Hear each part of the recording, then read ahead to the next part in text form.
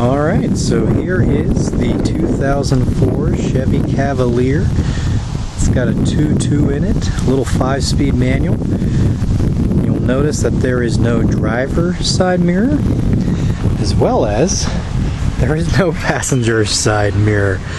This vehicle is ready to go. The motor is in really good shape. I got it for $300 total. The muffler is already taken off the bottom.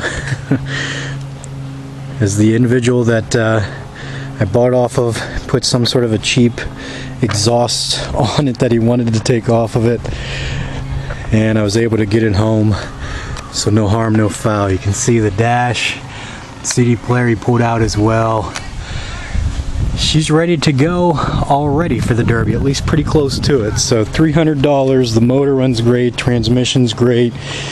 He had to fix inside here. We had a CV shaft that was bad because the frame actually snapped and pulled the CV shaft out. So I bought a CV shaft for him, he replaced it, welded the frame for me, actually did a really nice job. So there it is, our compact Derby car number 2. Alright, so real quick, here is where we are going to park our Cavalier for the winter, do some maintenance, and it's out of the way. We can still get the razor in here, so Mom will be okay with that. See, right now the pipe is already cut, almost right out of the motor, so she's pretty loud. I'll give you a little shot.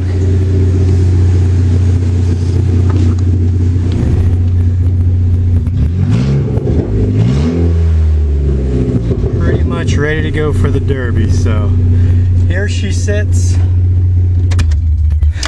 Time to start getting to work. Alright, it's about an hour or two of work. We've got the doors torn out, we got a bunch of the dash torn out that we had to do. The kids are continuing to fight and argue and just pick at each other. I'm not sure why they can't always behave, but that's alright, they're kiddos. So here you see what's left of the dash, and I'm pretty much just gonna give her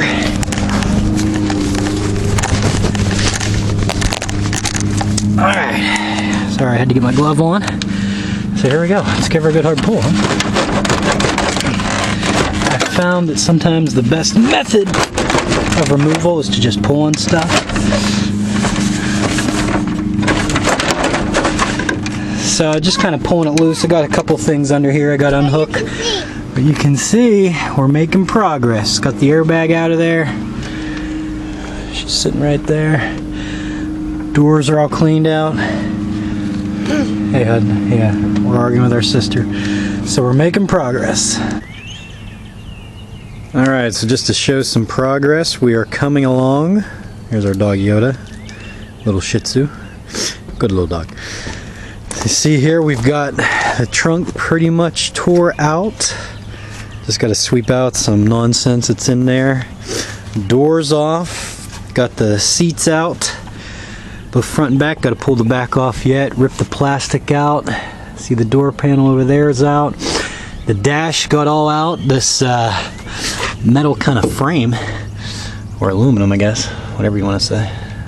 I didn't even know it was there until I ripped the plastic out. I was like, oh, I think I'm gonna have to tear that out too. So yeah, we're coming along. Just gotta sweep out all this stuff.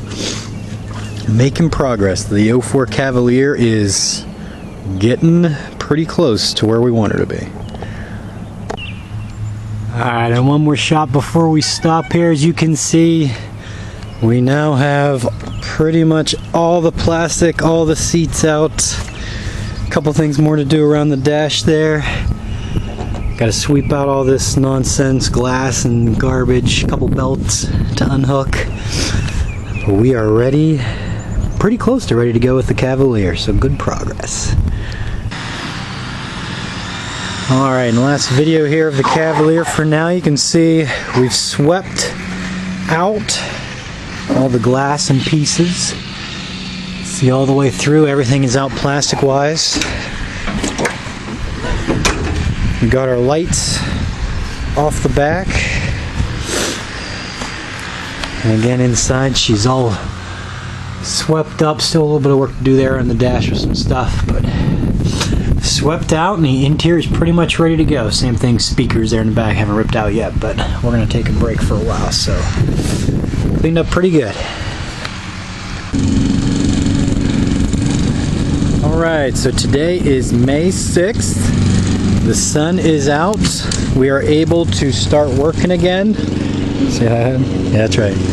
Ready to start tearing into our derby cars, and here we have them lined up. We've got the front off of them. Outside we really haven't done much. We're gonna start tearing into this guy, which is already pretty much just hanging on. A lot of the carpet, the seats, everything. The dash, it's just all kind of sitting there. This is the Cavalier we got last fall. Good little 5-speed, good little motor in it. We're gonna tear out all the seats so you can kind of see what it looks like now. And we're gonna start tearing into it.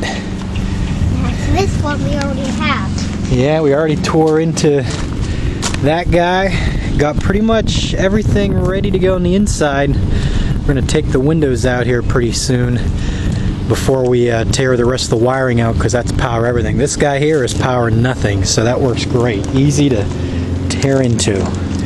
The seats were just kind of sitting in it. So alright, let's get to it. So just to show the rest of this Cavalier, you can see this stuff was all pretty much just sitting there. The car's pretty filthy, and where we left our Fusion last fall, she made it through the winter. Dash and everything's still intact. Just got everything kind of piled in here, but seat, the trunk's all torn out. That's just the extra carpet there. Somebody was interested in that, but then they changed their mind. So the electrical stuff still there, so we can get the windows out. Same thing with the mirrors. We'll be doing that here in the near future when we tear the windows out now that we're into spring. So it's almost derby season, just a couple months away. Alright, just a quick little video to show cleanup days tomorrow morning. What do you do with all the scrap and garbage you ripped out of your car? You load it up in your trailer, as well as some carpet from the house and a couple small things like a old toilet. But you load it up on your wagon, and tomorrow morning bright and early we're going to get there so we can get rid of all of that plastic and mufflers, etc., etc. So there it be, loaded and ready to go. Time to celebrate, as HUD says. Alright, so today we are, as Yoda's inspecting the car, taking out our gas tank. Now, get underneath here. I have watched a bunch of videos, about as many as I can, to try to get some knowledge on this, and here's our tank. We got our jack almost ready here just to kind of catch it as we lower it down. We're going to lower, first take off these support straps, which is 13mm socket there. And then here we have all of our attachments, which all the videos I was watching are a little bit newer, so it's going to be a little bit of a learning experience. We're going to lower it down slowly, and then we're going to see, like here's my fill hose running in right there. And then the overflow hose, I would imagine, is very near, if not beside it. But it's just really hard to tell, and I'm not very knowledgeable in this first time we've done this. So here we go. We've got our safety glasses. As you can see, this 2004 Cavalier is rusted everywhere, and it's just crumbling apart. So we'll see how it goes. Seems like a pretty simple process. Hopefully it goes well. Alright, so quick video here to show we got our support straps off. We got the fill line, which is right there, still hanging, loosened and pulled off, and then we slowly lowered it down with our jack. Got it out of there now. The tank's pretty much all but empty, and you can see the only thing now, just wanted to show it, I got it lowered down. You can see all the wiring, or the clamps and all the lines on top here. I'm gonna unhook and pull it out, and we have successfully removed our tank. Alright, so real quick, just to show before I pull it out, because it was a son of a gun for me. These clamps this green one, green tip and then blue, these were running the fuel to the motor and the pump. The green went into the pump and it's clamped down. Really neat. I've actually never seen this.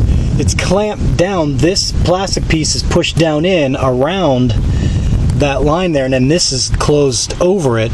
So to take it off, you have to just simply pop this out. I just used a flat nose screwdriver, very simple. And then I had to get the flat nose in right here and push up to pop the back up to get it to release off. And then same thing with the blue. So it is now completely unhooked. Let's pull it out of there. And there she is. So here's the green line again that was going to the pump.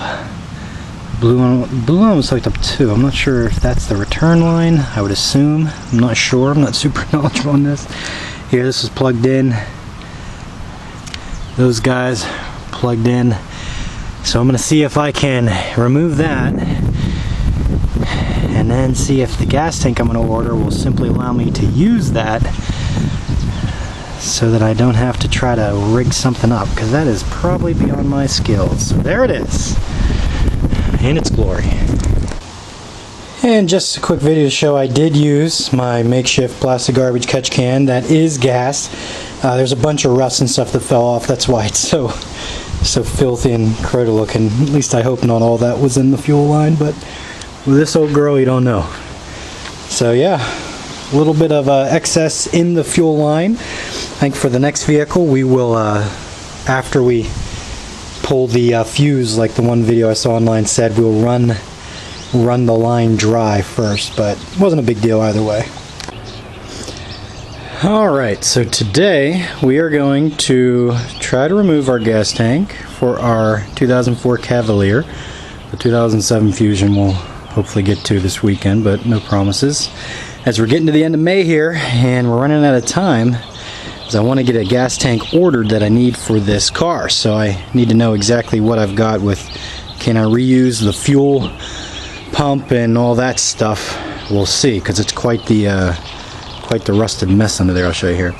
So these are the steps that it seems I've come across doing a bunch of YouTube and looking around. Again, we're demolition noobs, we're no professionals here, to remove a gas tank. Now the problem seems to be my car is very older and rusted, and these vehicles in these YouTube videos are pretty clean.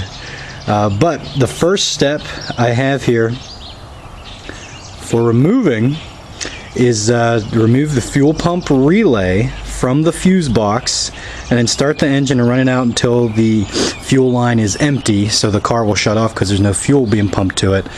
I'm not doing that because this vehicle was pretty much empty, and if there's a little bit of gas in the lines, I've got my catch can, which they say you're supposed to have an approved gas catch can. There's an old garbage can, it's plastic. I cleaned out the inside, so if we need it, there it is. And then you are to remove the fill hose and the overflow hose.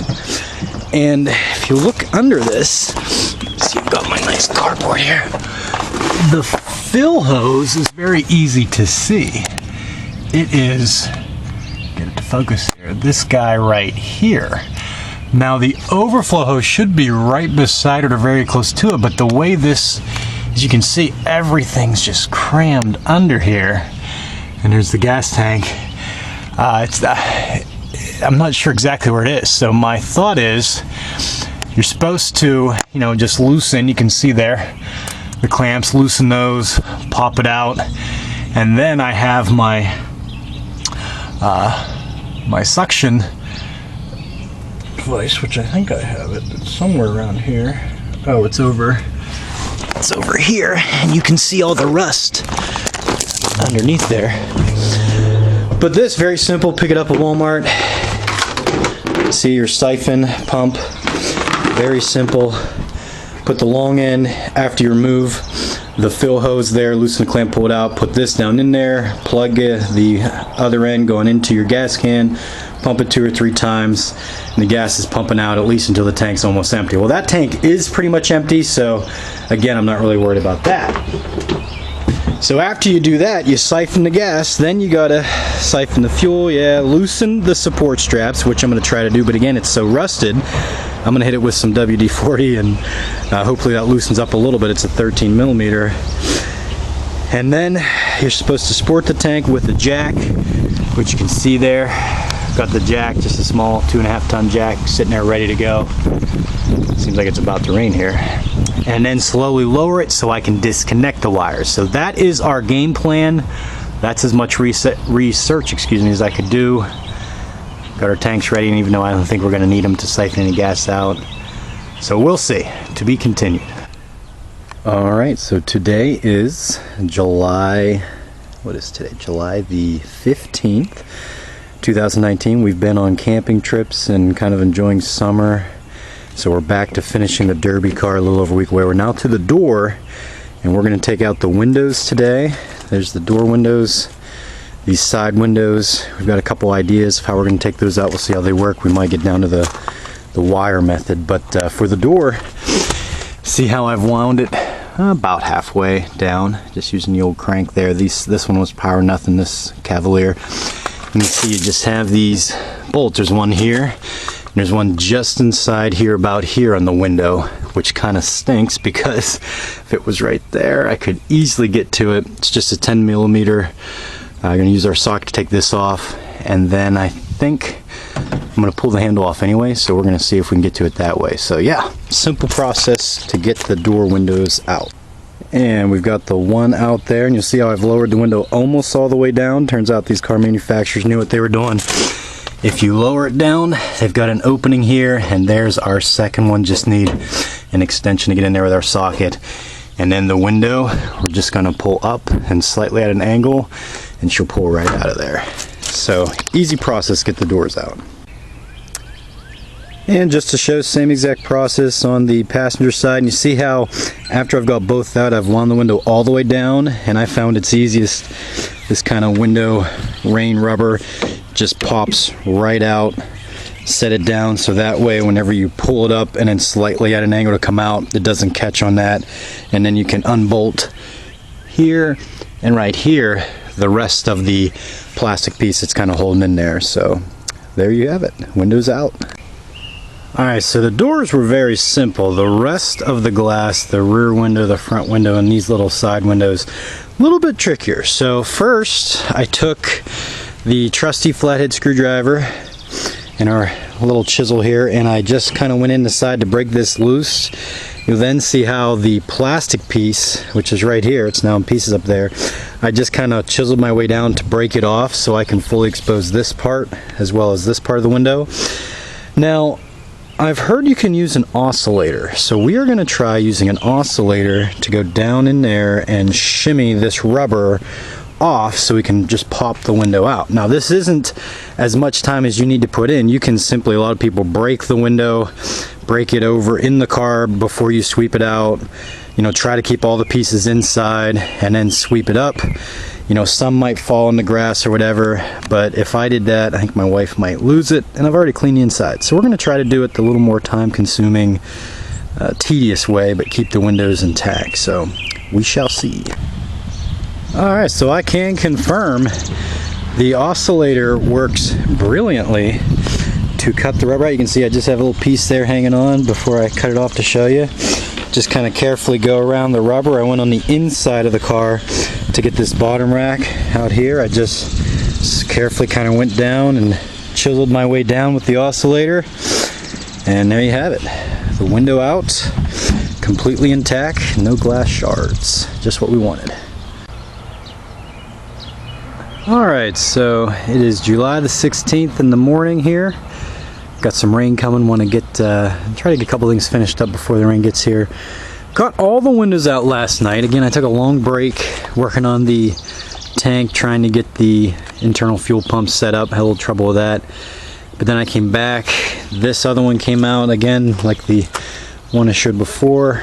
Pretty simple. And this guy, again with the oscillator, really getting along the side there, came out pretty well. Had to get inside for some to get at this one here, across the back.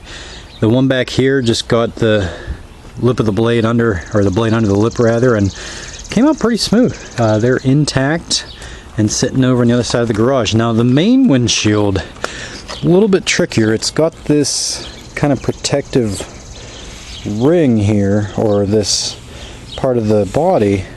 I'm going to try to get this guy off and then get down under there. The oscillator, though, I don't know if it's going to be much help here, so we might have to resort to grabbing just a thin wire from Home Depot and see if we can go at it that way. So here we go, last window. A couple things we're finishing up, we're almost there. So for the bumper, the plastic bumper that we didn't take off in the spring whenever we took everything off and took it to waste, pretty simple for this Cavalier. There's just Phillips screw here and here, which the mud flap was plugged in here. This one was by itself. And then here and here on the inside, you can see I've already taken out this side, so there they are, just 10 millimeter there and there.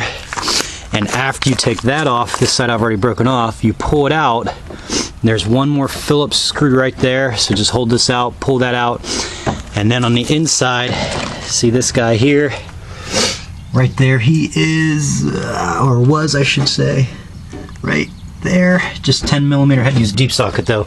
And then this, I do believe, is the rear impact sensor, which runs, as you can see the cord there, down the bumper. So we're going to pull this off, get that into the center of the car, and we'll have our bumper off. And here is our finished product of the rear bumper. See, pretty simple, popped out. There were some plastic pieces there, just had 10 millimeter on it, popped out after the bumper. And the center of the bumper is where the rear sensor is. I'm just leaving it hang there now. I'm a little bit nervous about unplugging it if that kills anything with the motor, but I think we're going to get her restarted and then we'll unplug it, because then we'll know for sure if that's the reason. So yeah, there she is. So back to the gas tank now. It has recently arrived, this beauty. This is an M&M Boys 6-gallon Derby gas tank, the universal one. So the top there pops off, and our internal fuel pump from our car's gas tank is all we use. You see how I simply unlocked it, just used a screwdriver and a hammer to kind of tap it through, because it's kind of pretty pressed tight in there. And you can see the springs kind of released, raising it up some, and then I stopped. So we're going to carefully pull that out, and then it will fit down in there, and then we just bolt it down, it'll seal. The only tricky part with this Cavalier's gas tank, it's about 3 inches out here you need to cut after we pull this out, drain all the gas out, and kind of put a lot of soapy water in there so the fumes are all out as we use our hacksaw to cut. But you can see how it's not even the whole way around. Like this right here is perfect, but then that right there, and they say with the metal tank, which our Fusion has, you can kind of like set it down flat and just kind of tap it as flat as it can be. I don't think that's going to work with the plastic one here, so to be continued here. We'll see how that works. But yeah, that is our Derby tank right there. It's a beautiful thing. We're going to bolt it down with 3-inch bolts, and here we go. Let's get this out and get it cleaned. Alright, so here is the internal fuel pump for our 2004 Cavalier out. You can see how I raised it straight up, but once it got here to this bottom piece, which is sticking out there, I just kind of slowly pulled this back end out and turned it and pulled it right up out, trying to be as careful as I can. So that is the entirety of it intact, and again, we're going to put that baby down in there. The only thing we need to do now to clean our tank, just a little bit of fuel left in there, so we're going to have to cut around here so we can use this whole piece right here. That will just click right back in, and it will fit to our Derby tank. So here we go. Let's see if we can clean this baby, cut it, and make it work. Alright, so now that we have, again, our internal fuel pump pulled out, what you're supposed to do, we dumped just what little gas we couldn't siphon out just onto our stones here, and then you're supposed to rinse with soapy water. We just used the hose there to rinse out that little bit left, dumped it out, rinsed it out a couple times. Now we're going to let it dry. You're supposed to use soapy water to make sure you get kind of all the fumes out. It's plastic. We're going to use a hacksaw to cut. I don't think that's too big of a deal. We might have to go get a different saw. And then this, we're going to take off. Just take those off. And we're going to take that, put it on that, and then we're going to trace it with a marker so we can know how big we need to cut. and I think we just have enough space to cut. It's just this little lip, I'm not sure. I think worst case we might have to cut it here so that the rest of this is pretty much flat to here to there. I have just enough space, it should work. So here we go. Alright, so we have successfully moved into our garage. We've got everything hooked up and running, not mounted yet. The tank's still not mounted to the ground. The fuel lines are going to mount. Same thing with some electrical stuff. The battery's just sitting in there, but it's all hooked up. It works, it runs, it got over here. We're pretty excited about that. So last minute, as we're 2 days from the Derby kind of finishes, we're going to remove this guy. We're going to take these and kind of pin them down with some zip ties so that whenever we start spraying steam and stuff out of the radiator, we're going down to the ground. This you can just see is my quick battery line tape job for now. We're going to pull off this guy, the air filter and all that plastic as much as we can. We're going to try to move this over to here once that's gone, so it's as far into the motor as possible, away from the side. This we're going to remove all this excess plastic down here. We're going to remove the hood clamp there, and this sensor for the front crash kind of impact we got to get off. A couple of random wires there for the headlights just tied around as well. So that's what the motor looks like now. Couple things underneath, just loose wires, the fuel lines I cut, and we're going to see if we can finish her up. So here we go. Alright, so real quick showing how we've got now some more space here. Took out the washer fluid, big plastic container that was there, took off the air filter and all that plastic, just put this, as you can see, like chicken wires I call it, and the clamp back on there, got that tight, so it's keeping all the big stuff out but keeping all that plastic out there. I'm going to try to move this over to here, just didn't have time to do that right now, and I think we're going to remove that, but we might just leave that overflow there because I'm not totally familiar with how all that works, and we might just leave it as is. So yeah, a little more space there now, and ran it a little bit just here in the yard, getting pretty close. Got all the wires good to go. I've just got them thrown in here, and they're just kind of sitting there. And I think we got everything cleaned underneath. So started on our paint job. You can see there's Master Yoda, and here's our Rebel Alliance. So it's coming together last minute, but we're getting it. Alright guys, so today is July the 24th. Today is Derby Day. We are coming in hot, trying to finish the last couple of things. So I wanted to, before I went to the Derby and smashed her all up, make one more video just showing how I did things, how I made a huge error with one thing electrical wise and killed my internal fuel pump, and I thought I was screwed. Turns out I was able to resplice the wire together, the 3 wires I should say, I'll show you here in a moment, and make her work. So paint job's not quite done. You can see there's the Rebel symbol on the hood, and Yoda is still there on the roof. Now underneath, you'll notice, yes, there are a lot of wires left. That is my error in judgment. It's the same thing inside. I'll show you here in a second. So I took off the sensors for the airbag, which there's one right here in the front bumper and there's one in the rear bumper in the center. Unplugged them. The front one I unplugged, no problem, nothing happened.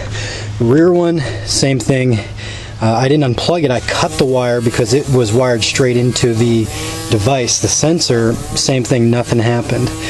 But the reason why I haven't cut these wires yet, I'll show you my big error before I show you what I'm proud of, how I got the car completely done.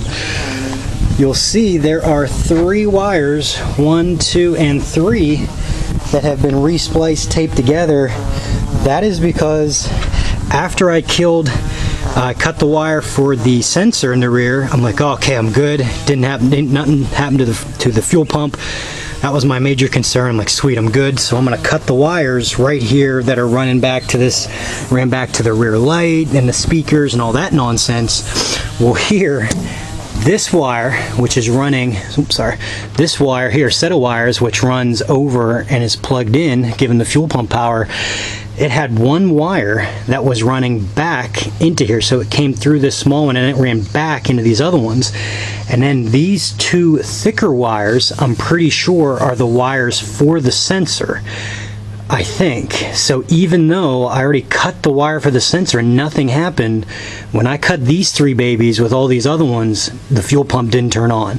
So the car restarted, but because the internal fuel pump wasn't working, whatever fuel was in the lines, it ran for 5 seconds and then it shut off. I'm like, oh my goodness. So figured out it was these three wires, spliced them back together. She fired up, worked how it should. I was terrified for a little bit, as today is Derby Day. We are coming down to the wire. These wires I'm just leaving. All these other wires, including the ones up front, I am just going to get to the Derby early, and I'm going to say to them, listen, I need some advice. What do you make me do? And then I'll cut the wires as I go, so we'll see. So inside here you see the battery. There's the two cables taped together. This one is kind of nice. These here, coming for the negative terminal and the positive for this car, it was a side mount. So the great thing about that was I simply took a bolt and bought these 6-foot wires, battery cables I should say, at AutoZone. Both of them were 6 feet, and the bolt went right through these side mount ones, straight into that, tightened it up with a nut.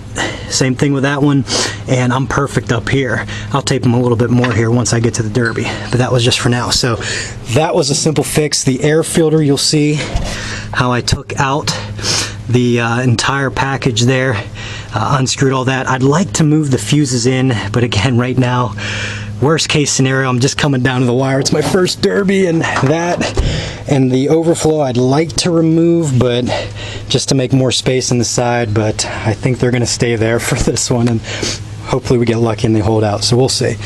So yeah, the wires there are running right where the battery cables are. I'm just running them right over the dash here. I was gonna cut like right in there and run them through. Again, I just ran out of time, so I'm hoping they don't get pinched by the hood. The hood slightly presses on the cables, but as long as I don't get bent up the wrong way, the cable should be fine. So yeah, you can see I just got some chicken wires, I call it there, some tiny metal wires so that, you know, air's still gone through there, but big dirt pieces, or big chunks of things rather, can't go into the motor and lock it up.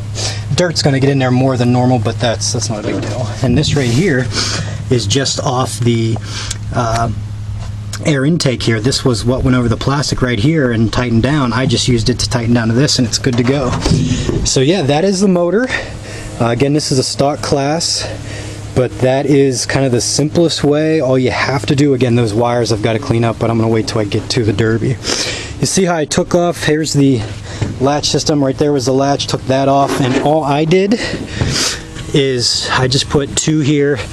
Now, something else that I learned a lesson, whenever I was going through garbage day, the seatbelts, for whatever reason, I threw them in the garbage pile. Do not do this. Do not do this. Keep your seatbelts. You can only use them to lock the door. If I had more, I could do it here. I had one seatbelt left that I could do both the tops. You can see that one over there. I could also use it for the hood. I was going to use 9-wire. I actually bought 9-wire. The problem with 9-wire is 9-wire is really tough, and you need really good bolt cutters to cut through 9-wire, which I currently don't have. So I am simply using this very cheesy, kind of cheap metal that was around part of the muffler that this old car was on or using, and tie it down here. I'm also going to use a strap to go from here around the bumper to make sure the hood stays down. And for now, I've just got the bullet hole looking there. If they make me make the hole bigger, I believe for the hood they require you to have a hole there, but again, I'll see when we get there. Haven't done the numbers on the side. I'm going to be L10. I'd like to put lips across there, but if I don't, that's all right. Lips is my last name. I just think it's cool, like, you know, actual race car driver. It'd be cool. It look neat. I've got some sponsors too. The H&H Materials Inc. guys hooked me up with the trailer. A buddy of mine, Evan Hubler, big thanks. He definitely helped me out there. And then the cage, which you see, this is just kind of simple metal, and the cage, we made the roll bar. We went straight into the frame. Or not the frame, sorry, the body. As you can see there, just weld it right to it and then weld the bars together. ran it up front, ran this across the dash. Same thing here, and it's set. Now I will say something else I learned. You do not have to remove the dash, and I actually wouldn't remove the dash because that almost got me in trouble. Again, there's so many electronics here. They usually don't require you to remove the dash. It just makes it a little harder to get your front bar up there, but there's other ways you can do that, like an angle bar to there. A lot of people will let, if you can't run it this way, just run from that corner, like angled over to here, and it's still gonna be sturdy enough and they'll allow it. So something else to keep in mind there. My battery, I'm simply going to use a ratchet strap with two. You can see them there. They're sticking down in the floor. U-bolts just down through the floor. Put a ratchet strap over it. Rubber floor car mat, and that thing's good. There is my tank. I'm super proud of it. That is an M&M Boys tank, the universal internal one. Those things are awesome. They're a little expensive for cost of entry, but again, you can use it over and over as long as you take care of it. You just pull the internal tank out, or the fuel pump out rather, of the tank of the car you're using, put it in there, bolt it down, you're good to go. And I made a video of that. You'll notice that there's some rust on it. Had a real big storm, had this thing covered, it blew off the cover, that thing got soaked. I wasn't around for a couple days. Whenever I came back, that's what it looked like. So last kind of tidbit here before I run out of time. The driver's seat's in here. This is just the rear seat. Again, I took out the frame. Kind of see it sitting over there in my dirt pile. Wrapped it around the bar here, the cage, so that I have a little extra padding there between the bar and me as I'm getting smacked around. And yeah, that's pretty much it. So this is our first Derby car. We'll see what she looks like all smashed up when it's said and done tonight. Hopefully we last for a while. Maybe get down to the last couple cars, we'll see. So to be continued. Hopefully it's a good show tonight.